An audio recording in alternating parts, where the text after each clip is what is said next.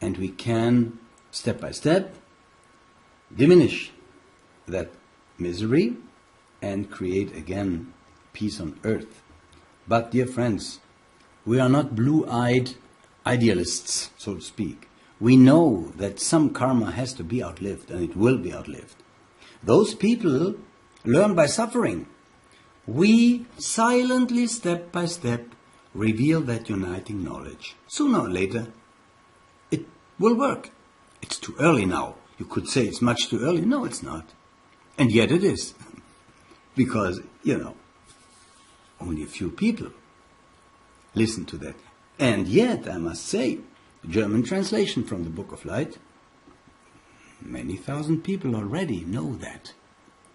And the English Book of Light, which will be available soon, it is available, handwritten, 5,000 pages on the internet. You can download it at no cost. But it will be available in book form too also. That has been dictated to me by the great Chauhan. So we are not a religion, dear friends. We are a knowledge that once, or that then turned into religion of today, and the time has come to transmute that once known by all knowledge into that knowledge again. It's a reawakening process, and the time has come to it, and more people are ready for it. So we will encourage them for a while. See, while you listen to me, of course in your mind may come objections. You may say, oh no, but that is so, that is so. Try not to do that for the moment. When I talk, just be like a mirror. Just listen to it and see what makes sense or not. Permit yourself to be, for the moment, passive and listen to what I say. We are no cult. See, our house, City of Light on the internet, and the Book of Light, and so forth, is a house with no windows and no doors. Everybody can come in and get out if he's really interested. If he's just there to, to have some fun in Facebook manner, then that's not. I mean, it doesn't concern all Facebook, but you know how Facebook is. This is just sort of a big party. Now, we are not against parties, but when we talk about the Book of Light and also about our City of Light, our website, allreligionsunited.com and so forth, also the German one, allereligionenvereint.com, then we meet and really seriously to listen to that and to see if it makes sense or not. If it doesn't make sense to you, then drop it. Let it go. Let it go. Look somewhere else for the truth. See? Because they say there are many ways to Rome. Well, there are many ways to the truth. Religion is also a way to the truth. If that is better for you, it will be a way of suffering, I tell you that, and you can see it already. Now, if you want to reach the truth with as little suffering as possible, then we are here for you, Book of Light. Essence of all religions. And if you say there's only one truth, you are perfectly right. There's only one truth. But it has many facets. See, and those facets are the different religions of today, and philosophies, and legends, if you will so. Hidden under the veil of symbols and allegories, we lift here that veil in the Book of Light now totally. Blavatsky lifted it a bit, and I have to sidetrack and to say that. Her first book, before the Secret Doctrine, was named Isis Unveiled. Well, that's already a lie. They abused Blavatsky, so to speak, because the original title was The Veil of Isis. But the editor had or the publisher, had some problems with rights and said, well, there's maybe another book like that, or whatever he thought. And he changed it into Isis Unveiled. Dear friends, it is so as if I would write a book, a dressed man, a dressed person, let's say, and I change it into a naked person. So, if you want the veil to be lifted, then you are here in the right place, if that is for you. Now, there is suffering in all beings. Why? Because they identify themselves with transient existence, being mortal. Because there's so much in their awareness and in their desire, in their trishna, like we say in Sanskrit, that they identify with that which has to decay. And so this body becomes their killer. That part of the true being that identifies so completely with the body as it happens now, and as it happened 9 million years ago, much more intensive. That part becomes your killer, your murderer. The Book of Light helps you to understand that you are not the body, you have a body. There's a universe of difference between that.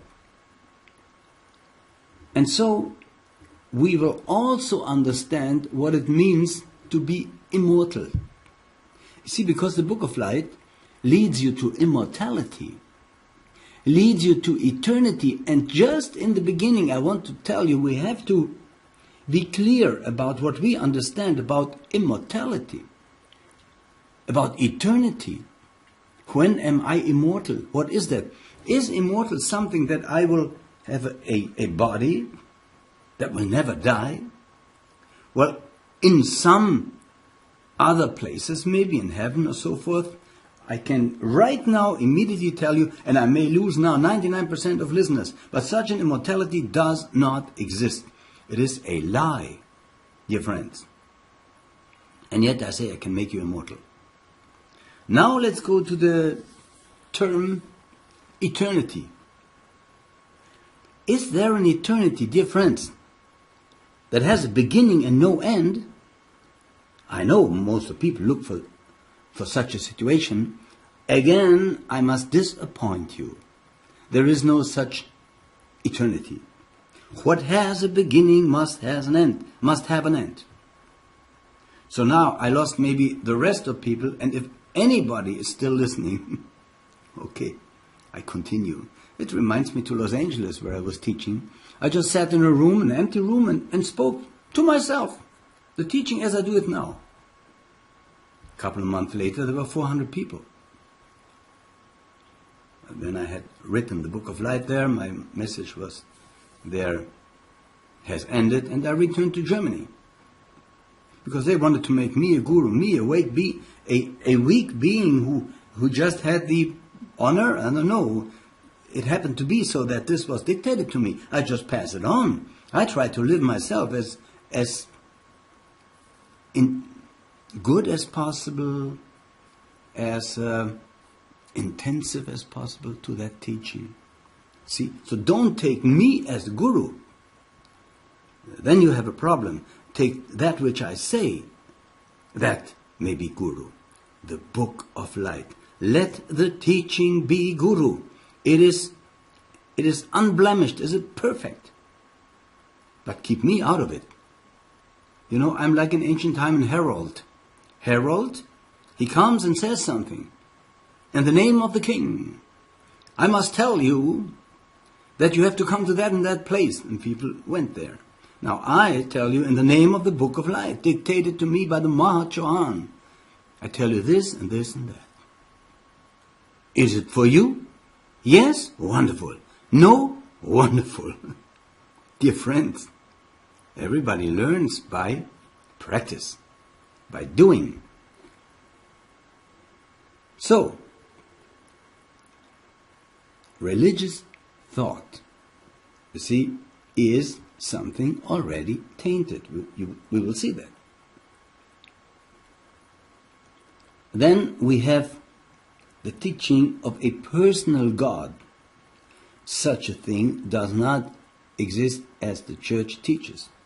And let me once more return to those terms, immortality and eternity. Well, if immortality does not mean that that a form can be immortal always, like in a body. And if eternity does not mean that something that has a beginning has no end, then what does the Book of Light have to offer us? Everything. By explaining and defining those terms. True immortality, dear friends, is something that was never born and therefore can never really die. It is uncreated. It is anupapadaka, Sanskrit. True eternity is something that has no beginning and therefore it has no end. And that is what you are. But the Book of Light teaches also all other realms, hell, earth, and heaven. Religions promise you that you will have eternal life in heaven. I must disappoint you. Even the highest spiritual realms are subject to transiency, to decay. What is that realm from which we came? It is nirvana. And we left it driven by desire for this transient world, suffering through karma and reincarnation. If nirvana is so beautiful, that state of true immortality, true eternity, why did I leave it? Because of ignorance. Because of not knowing the truth. And now we understand Jesus when he says, the truth shall set you free. We understand Jesus when he says, you can lay your head down here on earth and sleep. I have nowhere a place to lay my head down. Just by the Father. That means that he was already that what we call the monad, that enlightened being, that true, timeless, eternal, parentless, so to speak. Although he says Father, that has a certain meaning. For him this earth is no place to rest. He also didn't come to make peace on earth. Who says that? He said, I came here to cause war between your family and so forth. Now this encouraged Christians to say, let's go to war. Jesus went to war too. All this is misunderstanding. He meant only, I am here to create war between what you think what is and what really is. And he wanted to make us aware of our true nature, which is timeless, eternal, immortal. If you have achieved that awareness, you can then easily, if you like, return into this transient world, but you will not suffer anymore. This is what the Book of Light promises you. Now there are people who are called pantheists. They say that the universe, everything in it, is God. To a certain extent, that is true. And that leads us to the other basic fundamental teaching of the Book of Light. There is no first Big Bang. And there is no Big Crunch per se. There is a reawakening of the universe out of the ever-to-be unknown into manifestation, and a disappearing, a redisappearing into that source. When it disappears again, it has been grown on consciousness. That yes. But there's no absolute beginning, no way. And we will slowly now, of course,